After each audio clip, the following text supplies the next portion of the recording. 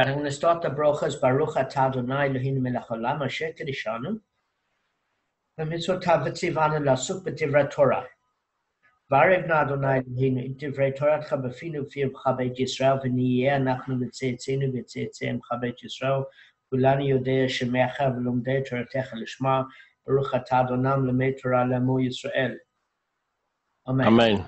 Baruch atah Adonai Eloheinu melech haolam asher b'cha banu mikol amim v'natan lanu et Torato Baruch atah Adonai noten Torah.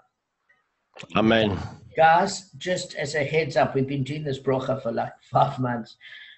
Look in the Sidra because there's 2 places you say Amen. The one is after L'amo Yisrael, and the one is Noten Torah. It's not that tough. It's not that tough. I'm trying to wake up, and if your mind helps me, that's why. Okay. To wake up. Okay, but I can't, as Malcolm quite halachically pointed out correctly, I can't say it, you know. No, I made a mistake. Okay. I made that after I said it. Okay, no problem. Kabb, give me a chance in this year. I'm going to get on with it because I really got a lot to cover for all of us. All right, so Gav, today we're carrying on with the Shechianu and Hatov V'Ametiv on newborn children. Okay? So it's by Rabbi Daniel Brody. And we're discussing that if somebody has a baby boy, there's a special bracha on having a baby boy. So if a new father and mother heard or saw that they had a baby boy, they each of them has to make a tova meitiv, since it's a joint effort. This is true even if they already had boys previously. Okay? So because it takes both parents to conceive, each one of them makes a tova meitiv.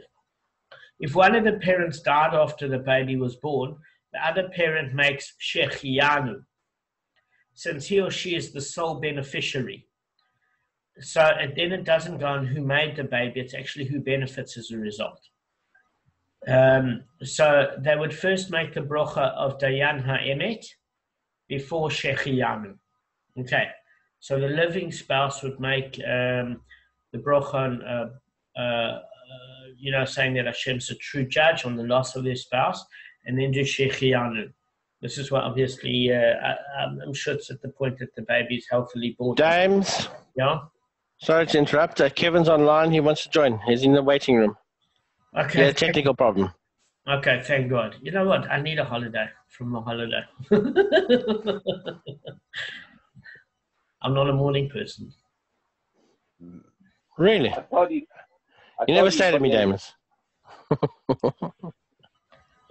Yeah. That's why you like staying with me in the summer months, remember? Because you can get up at like 9 o'clock and it's still 8 o'clock in South Africa. Hey, Kev. No, sorry, I was just running a bit late there and I didn't, I couldn't just, I only finished a few minutes ago.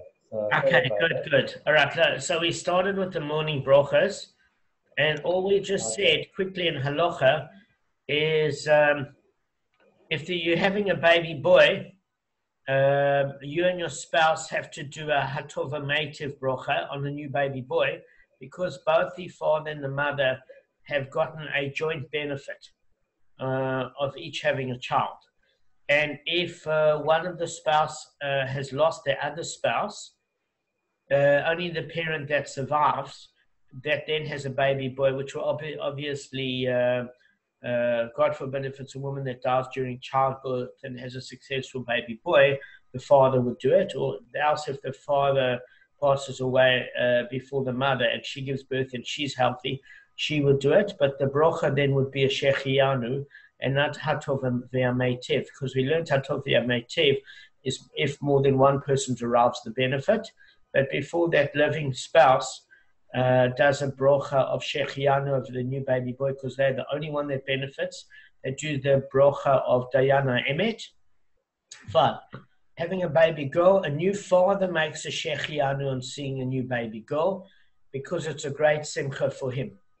I'm not sure why the mother doesn't, but only the father does it.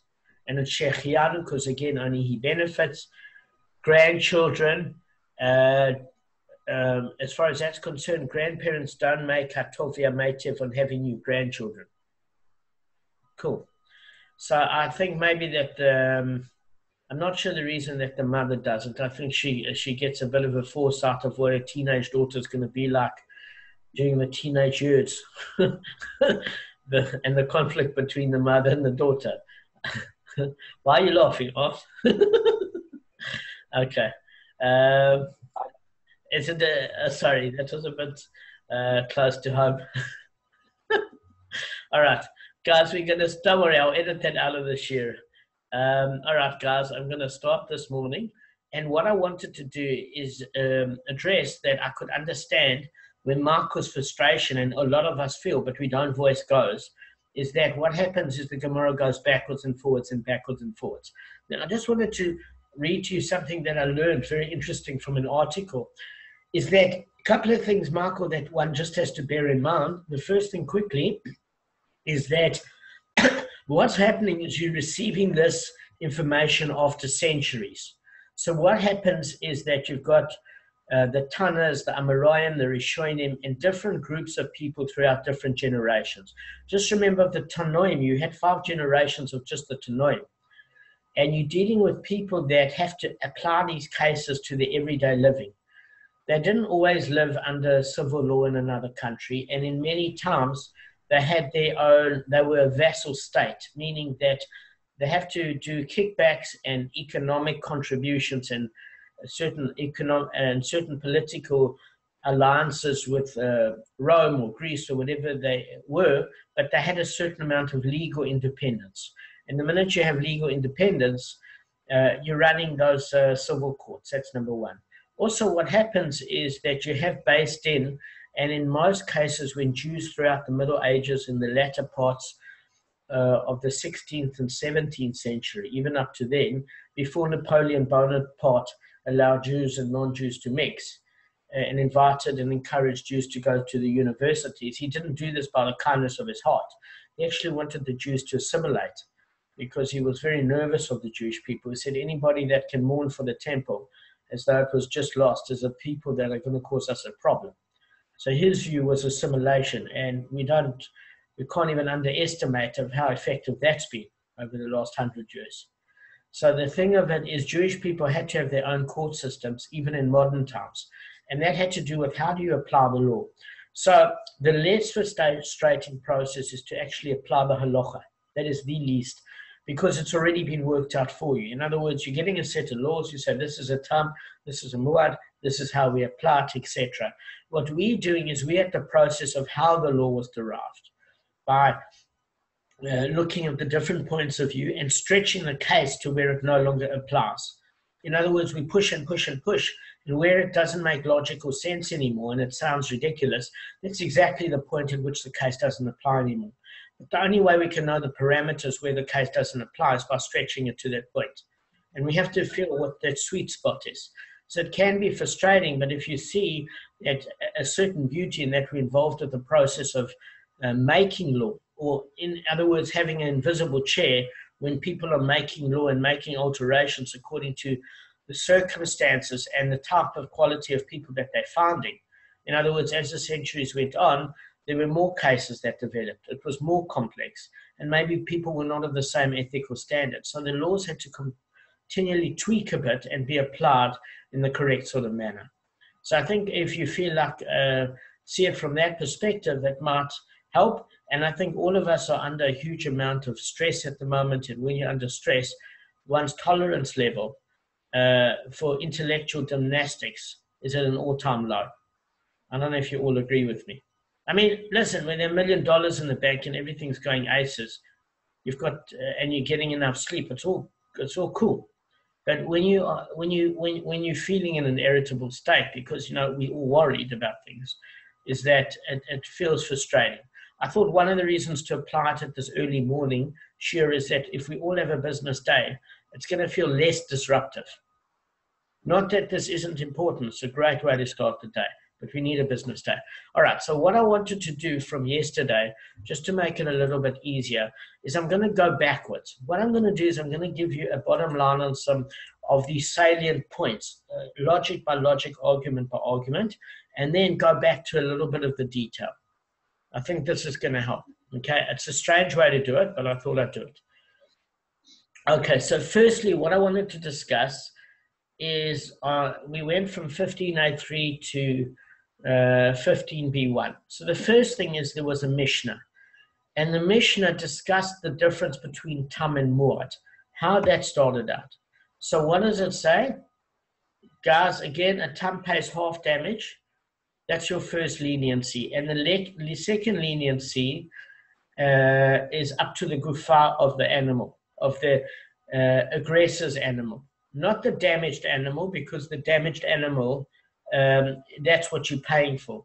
But it's capped at the level of the aggressor's animal, because the aggressor's animal is sold to pay for the remuneration of the damaged animal. Does that make sense? Why? Because we don't want an aggressive animal around anyway. So when it's shechted, etc., we give the value. And if both oxen destroy each other, we work out what's the difference between the one axe damaging the other and what's owing. We do a half for a tam. What we said is that a muad ox is that you pay entire amount from choice property. When you say choice property, you can convert it to cash quickly, because everybody will jump at the opportunity. Cash is cash, and it's full payment. Okay, so that's the first principle that we learn. And we learn that a muad pays full damages even above its own value. So what do we mean by above its own value? Well, there might be more that you pay. If your ox, for example, kills Ployni's slave, then you then paid for that. If it kills another Jew, you have a kofar payment. Does that make sense? So there's the compensatory amount, plus there's an amount for a death. If your ox was a muad ox and it was warned and it killed somebody else. So that kofar payment is because you liable in Shemaim for having not taken that warned habitual goring ox seriously. And therefore that person is responsible for killing a person, because they really weren't sensitive enough. So again, you can have muad, including the full payment, and then sometimes more than that. Now, a muad ox is always seen as what you call a mammon. So what is a mammon? You've got two words you're going to learn this year. Mammon means compensation. So whenever the Gemara uses the term mammon, it means that you're compensating, meaning what if you're damaged by 180 zuz, you pay from your choice property that value of 180 zuz. And since you're compensating the entire loss, a muad will always be viewed as compensation. Yes, there might be an amount above that muad, which might be a penalty, like in the kofar payment, or the killing of a Canaanite slave, but a muad is always compensation, it's always mammon. Now, a kanas is what we call a penalty payment. And so whenever you hear the term kanas, it's a penalty payment. Now, there are three aspects of a penalty payment. Now, the penalty was installed in order to deter you from sinning. Okay? So, for example, if you litter, and you sometimes the penalty can be more of a cost than just picking up that litter and throwing it away. So it's meant to make you vigilant and deter you from affecting society in a negative way. Again, why do we have, for example, in the case of theft, a kanas, a penalty payment, is that you pay back the compensation amount, in other words, of what one stole, and then one obviously pays a kanas, a penalty, because if you only have to pay back what you stole, the worst is if you're caught, you're only paying back what you took anyway.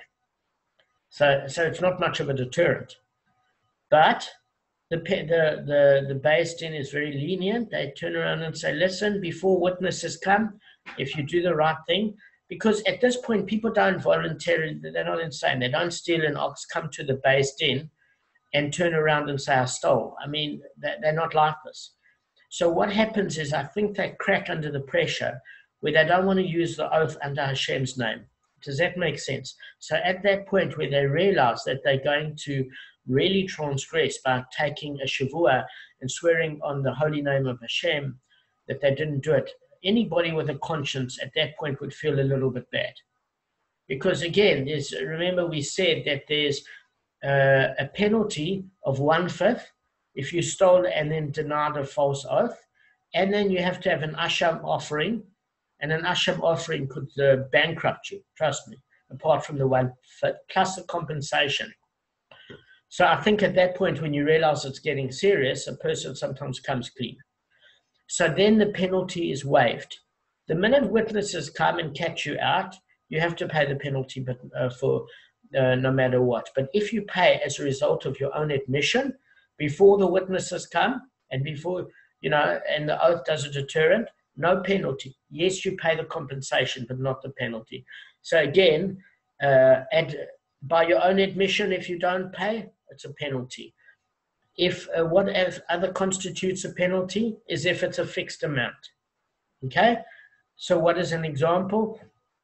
For a raper, a seducer, a defamer, etc., you pay for all those compensatory amounts for humiliation, pain, medical bills, recovery, the loss of income while the person's recovering, the loss of worth from how they were in their full earning capacity to their disfigurement and how that affected their parnosa, plus penalties. Does that make sense? So those first categories I was talking about is merely compensation. Why is it compensation? Because it's not a penalty. You're getting them back to their state of health. Had you not damaged them, it wouldn't have been the case. So again, anytime it's a fixed amount, then that will give you a clue that it's a kanas, it's a penalty.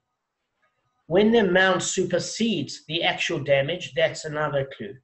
And by your own admission, if you don't have to pay, that's the third clue. All right? So we've got those 3 clues. Now, let me go another point by point, and then it's going to start to become clearer. So what the question is of the Mishnah is we're asking is, it says the question is if half damages is considered a fine. The Mishnah should also say that a tam does not pay due to the owner's admission. So what it's saying is as follows. Is it saying, look, we know that with a muad, it's compensation, it's a mammon. Why? Because again, if you're paying back exactly what you damaged, it's compensation. That's obvious. So then we want to imply with tam, because Rav Papa says it's compensation, as you know, a tam, but Rav Huna, the son of Yeshua, said it's a penalty. So we say, okay, since you're not paying the full amount back, let's then assume that tam is a penalty. That's what it's asking. And it says, but then why doesn't the Mishnah statement say that for a mammon, that for a muad, that you pay a mammon, in other words, compensation, and that for a tam have a sub-clause, okay? Because I was just going through it with Rabbi Cohen and not with him live, but just going through some notes, etc. And it was saying that there should be a sub-clause. This is what the question is why don't you then just forward, as Marco said, just say, listen, for a tam, it's a knas. And by saying that, you don't have to say it's a penalty. All you have to say is he does not pay by his own admission. That would infer that it's a knas, a penalty. Are you with me, Marco? As a sub-clause. So again, the Mishnah says you pay for muad full. That's a mammon, compensatory. It should have a sub-clause. It says for tam, you don't pay by your own admission. It's saying any one of those other clues, but even if you don't use the word penalty, but saying you pay by your own admission, you don't pay by your own admission would infer it's a penalty. But it's saying why didn't it say that? So the answer here is that the Tana did not list all the differences. This is the logical inference from that, is that maybe the Tana of this Mishnah left out other differences as well, okay? Because there's something called a shir ketzi.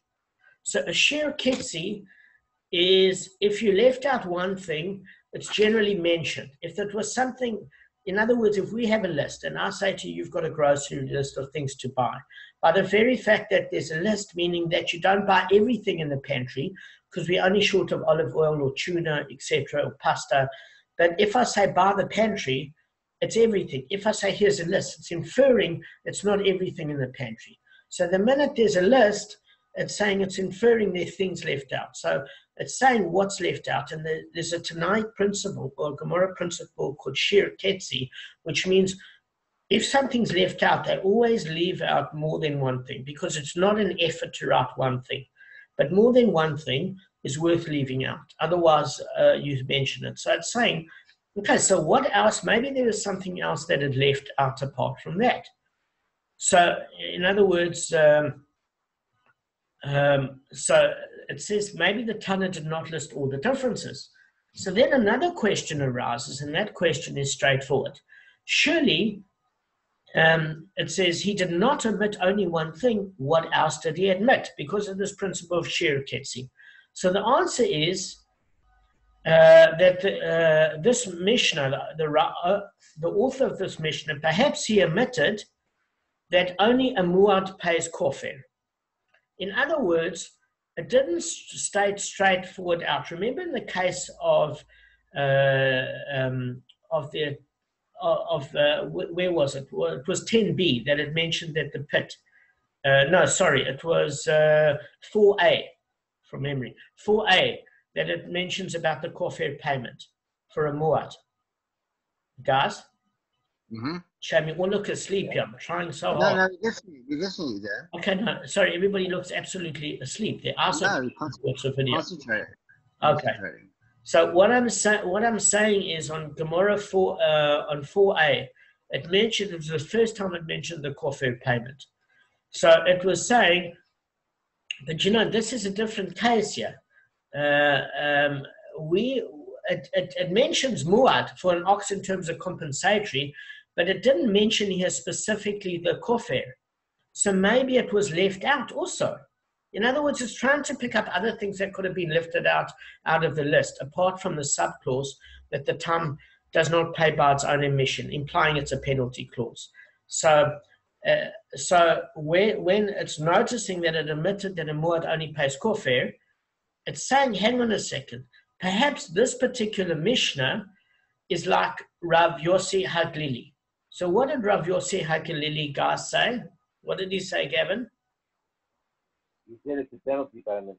No, he didn't say anything of the sort. What he said is that the kofir payment for a tam pays half kofir. That's what we learned. We learned yesterday that the rabbis said, Stam, that there is no half kofir payment or any payment for a tam because the animal was tame.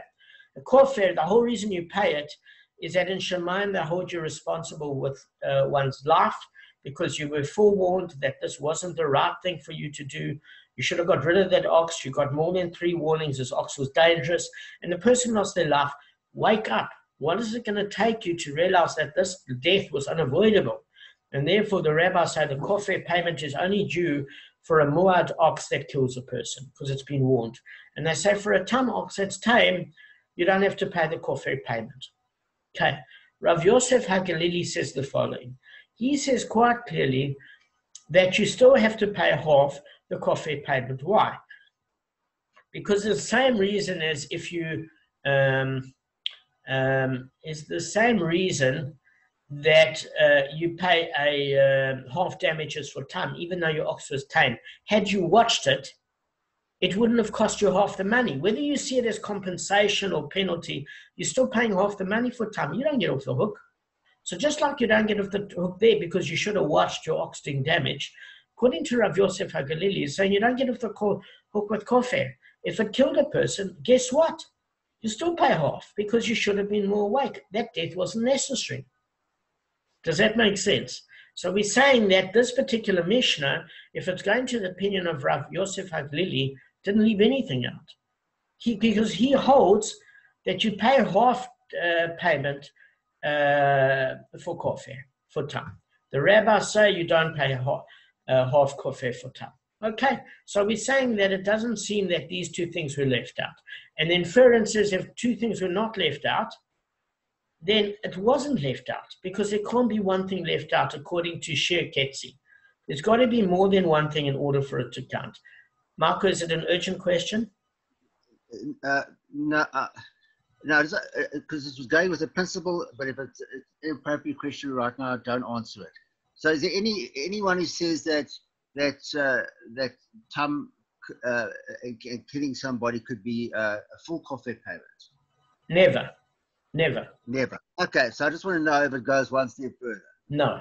You know what I'm saying? Okay. No, all right. All the rabbis, the halacha is that there's no kofir payment for tam. Rav Yosef Halkalili is a lone opinion, and his opinion is also logical. The way I put it forward is he said just like you would pay half damages for tam, because it still caused damage, here it still caused a death. But the rabbis generally say there's no kofir payment because there was no warning, there wasn't the same level of negligence. Okay, good. Now, this was one question, Damon, simple one. Is a kofir payment a penalty though? Absolutely. So that's a good question. Good question. Let me finish. So the muad, we're saying that you're paying the compensatory full payment, and the kofir is a penalty because, of course, it's a heavy penalty. One should pay with their life for being so negligent in killing a person. It's an absolute penalty, and it's a heavy fee. It's weighed at what the person's worth to the heirs, that they have to pay extra. And we even said in a case where it's what the damager was worth, because the damager should have lost his life over this negligence, because he killed a person in essence. It was just indirectly. So it's a heavy fee, Kevin. All right, let's go on. No distractions. Good question. Really good. Okay. So then it says, okay, so after we talk about Rav Yosef Haglili, the Gemara then asks a question on the Mishnah. Well, it says, firstly it poses something, and then it also, so it says, if one said that my ox killed Ruvain, for example, or it said it killed Ruvain's ox, he pays due to his own admission. Okay. So this is the question. Now, the thing of it, the problem is that when you read this in the Mishnah, it sounds like a statement. I actually had to do research to see that this is posed as a question, because it doesn't say if one said, it doesn't say, is it that if one said my ox killed Ploini or killed Ploini's ox, he pays due to his own admission with a question mark. It just made a statement. It seemed to say if one does this, then that happens. So that implied like a statement. So that was the slight error, and it was my fault, because there's no punctuation in terms of the Mishnah. So it's actually asking a question. It says, if one said, for example, that my ox killed another Jew, let's call it, or it killed another Jew's ox, does he pay due to his own admission? When we say, does he pay due to his own admission, it's implying that what? If you say he pays due to his own admission, when he pays due to his own admission, what is this implying? It's a compensation or a penalty. Guys? Compensation, not a penalty. Correct. So what it's saying is as follows. If Shimon's ox killed Reuven, okay, or it killed Reuven's ox, he pays due to his own admission, which means it's compensation, which means he can't get out of it the penalty by admitting, and therefore it's inferred that obviously it's compensation. So exactly as Michael said, that this shows that it's a mammon, meaning a mammon is its compensation. But the Gemara wants to pose a suggestion. It's saying that this refers to tam. So why does it say it refers to tam? Because if, for example, my ox killed Ploini's ox, it could be tam or muad. Are you with me? And we've now said that for muad, we've already discussed muad. So we're saying that maybe we're talking about a tam here. So in the meantime, what the Gemara is trying to do is saying, hang on, are we talking about a tam or a muad case? Because both a tam and a muad can kill a person, or kill another animal. Because again, the one is Stopped just... there, he froze. Pardon? Sorry, he froze. Just go back 20 seconds, Sorry. he froze. I'm saying an Okay. ox, whether it had an habitual nature to do it or it was a first-time offense, it could either injure another ox or kill it, or it can injure a person or kill it. So we're trying to determine here, when it says, we know it's mammon, meaning we know it's compensation because he can't get out of it and he pays due to his own admission. So admitting it's not going to get him off the fee. So this refers to a tam. So it's asking a question. And it's rejected. It's no. It refers to a muad. So we see that this Mishnah, the first Mishnah, is referring to a muad. And what should be a clue is that it's talking about a mammon, which means compensation. So we haven't resolved the issue yet of Rav Papa and Rav Huna ben Yeshua. Okay, we haven't resolved it. So then the inference is, a tam would not pay due to its own admission. So in other words, what it's saying is the fact that it's bringing it up again, maybe it's not another case of muad, maybe it's talking about a tam, and we're saying, because we still don't know if a tam is going to be a penalty or compensation. So then now that it's saying that the first Mishnah refers to a muad, it's now saying, well, hang on, the rest of the information we're learning, with regards to a tam, are we learning that a tam would not pay due to its own admission? Meaning, is a tam also a muad? That's the question the Gemara is actually asking. It's just a question. So the question is as follows. It says, if one said, my ox killed Plony's slave, he does not pay due to his own admission. So what it's saying is, it implies the following. It implies that when we say that a tam would not pay due to its own admission, we're bringing a counter argument that said, if my ox killed Plony's slave, he does not pay to his own admission, which implies it's a penalty. Let me explain to you why. Because in that first statement, when the inference was a tam would not pay due to its own admission, it's implying it's a penalty. Does that make sense? So what it's saying is here, on what basis are we suggesting? On what basis are we suggesting it's a penalty? Because if we take an example of Plony's slave, we pay 30 shekels. Now, Rashi says it doesn't matter if the slave was worth 1 dinar. We have a fixed payment of 30 shekels, which implies it's one of the rules of being a penalty. Does that make sense? Yes. So what we're saying here is, okay, so if we're using that as an example and we're saying that's correct, the Mishnah could have distinguished within the first case. In other words, the first case, he says he pays due to his own admission for a muad, because a muad is compensation, but not for a tam. So it was saying, what is the case with the actual brisa? So it's saying that the Mishnah discusses only a muad in the second case as well. Are you with me? So in the case of the slave is saying something slightly different, that it would imply that your kofir payment occurs, just like your kofir payment occurs, and you have to pay the kofir payment in addition to the compensation, okay, that there's a penalty on compensation because your ox has killed somebody and you were warned. There's no reason to say that this case isn't muad as well with this slave of 30 shekels. Does that make sense? Except that that's all the slave is worth. And in that case, it's the case of muad. So the answer is that the Mishnah discusses only muad. So now we're back to the same question of saying, well, how do we actually resolve it in this particular case? Because the clause should have been that this Mishnah is talking about muad, which is mammon, compensation, and there should be a subclause that a tam is a penalty.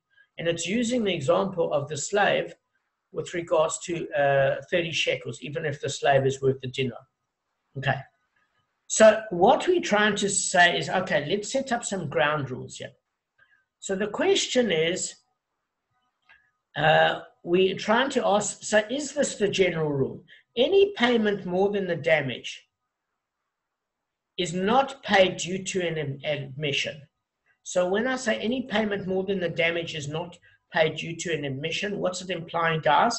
That anything more than what you damaged means it's a penalty. That's exactly it. In other words, what's compensation? You pay back what you damaged. If you're paying back more than you damaged, that is a penalty. We're going to determine if that penalty is over and above the compensatory amount. But if it's made as one payment, then obviously it's a penalty. If there's two payments, then the primary amount that covers the compensation is compensation. And that which you pay as a difference further to that is a penalty. If you're paying one payment and the whole amount is more than you damaged, then clearly there's just one payment for a penalty. So we're establishing ground rules here. That's what we're doing. So the ground rule that's established is that the general rule is any payment more than the damage is not paid due to an admission, meaning it's a penalty. So then the inference is any payment, maybe we can say that we can determine that any payment less than the damage is paid due to an admission. So what does that mean? Is that maybe it's saying that if anything more than what you're paying is a penalty, anything less than what you have to pay, including the actual amount, is what? Is a compensation. Is a compensation because it's saying, okay. No, I mean compensation. Yes. Yes, because what we're saying, I've just got a minute to go through this. Hang on, guys, a minute left. So the general rule is if we're saying any payment more than the damage is not paid due to an admission. What this is saying is any payment more, that's what the Brisa is saying, is a penalty. So then the inference of that is any payment less than the damage is paid due to an admission. So it's saying up to anything, so we're saying anything more penalty, anything less, it would seem to be compensation. So it said no. The Gemara is answering, guys, let me finish. No. The inference is that any payment equal to the damage is paid due to an admission. So what it's saying is only if you pay the exact amount is it considered compensation. If you pay more, it's considered a penalty. Okay? And then the Gemara's next question is, okay, so if you pay less, it must also be a penalty, right?